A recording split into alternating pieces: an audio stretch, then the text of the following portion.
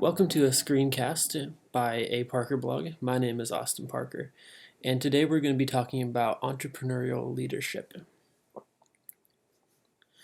So first, let's go ahead and define what is leadership. Well, the dictionary says that is the action of leading a group of people or an organization. Let's get another definition. According to Kevin Cruz of Forbes, the definition of leadership is a process of social influence which maximizes the efforts of others towards the achievement of a goal.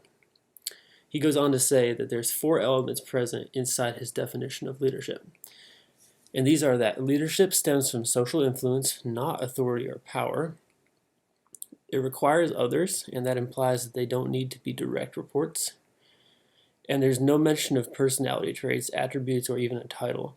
There are many styles, many paths to effective leadership, and finally, it includes a goal, not influence with no intended outcome. So now that we know the definition of a leader, let's take a look at some of the traits that we often find in effective leaders.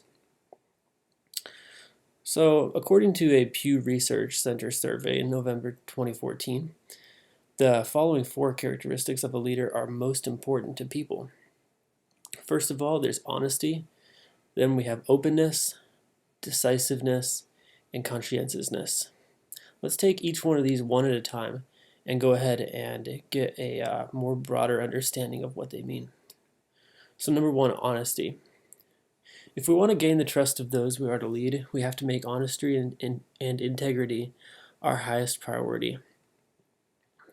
Be honest when you talk and interact with your team. That's really going to go a long way.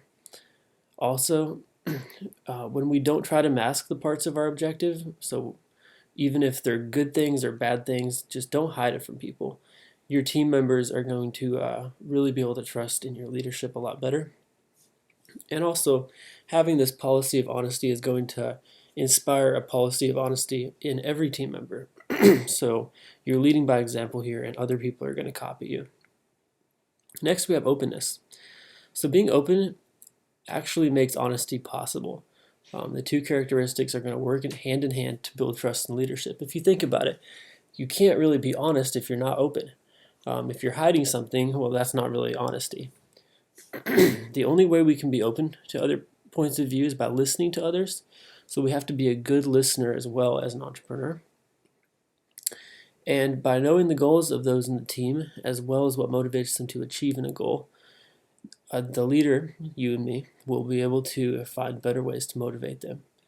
And finally, having open feedback from these team members is also going to refine the team and the objective or goal that the leader has set out to accomplish. Next, let's look at decisiveness. So no one wants to work with a leader who can't make up their mind. This is really just not someone you want to work with. And if they constantly change the goal, say, this is what we need to accomplish, and then you start working on it a little bit, and then they change it around, they're not going to look up to you as a very good leader if you keep doing that.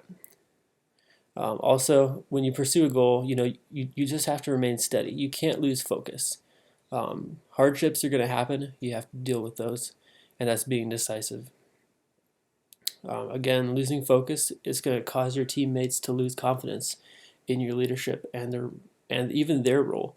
Not only are they going to, see you as not a great leader, but they're going to wonder, how do they fit in the picture? Because they've been told that they're doing it wrong, or they're not doing the right things, and they're not so sure about their position either. And finally, making decisions with strong rationale and backing are worth pursuing over changing whims. There's always going to be a new dream you can chase, but if we keep doing that, we'll never ever finish one dream. And again, just remember to be open and honest when explaining your decisive decisions to teammates. So all of these really go together. You have being open, honesty, and decisive. So next, we have conscientiousness. Who doesn't want to be around someone who cares about the people? Everyone wants to be around people who care about those around them, about the systems around them, how things work, and just really, have a plan on how to take care of things and get things going. Also, caring about doing the job right and doing it with a high degree of excellence. This is really going to inspire the people around us, the people that we lead, and it is so important to do a good job in whatever you do. This also includes doing right by the people around you, so not just doing the job right, but treating the people who are helping you do the job right, being conscientious of their well-being and their opinions. And then also be organized. It's another part of this, and it will be harder to overlook things if we plan it out. So if you plan things out, you can't really overlook the small details as easily. If you don't plan anything, you're sure to miss something. I really like to read quotes about successful entrepreneurs and leaders, and I'm going to list a few of these here. Ronald Reagan said, "The greatest leader is not necessarily the one who does the greatest things. He is the one that gets the people to do the greatest things." I think this is really, to a large degree, what entrepreneurial leadership is about. You can't do everything yourself. You've only got 24 hours in a day, and the key is to, get other people to help you do that so you can collectively achieve a goal. Next, we got one of the tests of leadership is the ability to recognize a problem before it becomes an emergency. Again, we can see how this relates to entrepreneurial leadership.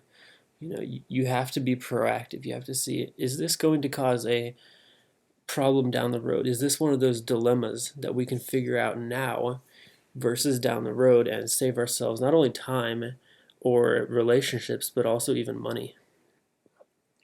And Harvey S. Firestone said, "The growth and development of people is the highest calling of leadership."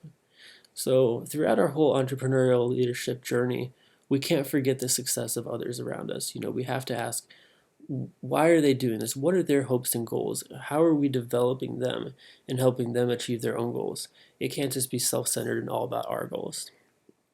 And also, leadership is not about titles, positions, or flowcharts. It is about one life influencing another. And I think this goes really well with that last quote.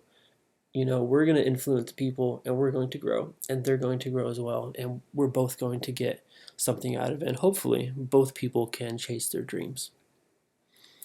And then Colin Powell said, "Great leaders are almost always great simplifiers who can cut through argument, debate, and doubt to offer a solution everybody can understand." You've got to keep it simple. Don't needlessly complicate things so people can't understand you.